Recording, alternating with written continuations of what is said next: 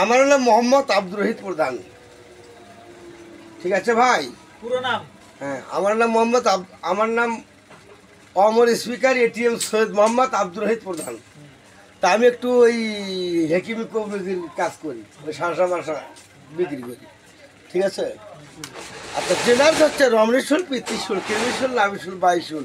অসহ্য পেটে পেটে ছটবট ছটবট করে, এক নলে দুনলে প্রস্রাব করে, প্রস্রাবের আগে পরে সূর্যরাশের মতো, মাংস আর জলের মতো, আন্ডালে বিজলের মতো পড়ে যায়। এই দাদু ভাই, কুমিল্লার হরিণমার্কা চন্দ্রশাসা, একটু মাংনা সেবন করবেন, একটু বইল বছরটা হা করেন তো বাবাজি। এই ওষুধটা টক লাগবে, ঝাল লাগবে, নানা রকম গাছ গাছরা দিয়ে মারম করিয়ে জারম করিয়ে তৈরি করা হয়েছে। আচ্ছা ভাই, দামের কথা বললে কি অপরাধ হইব রে ভাই? না।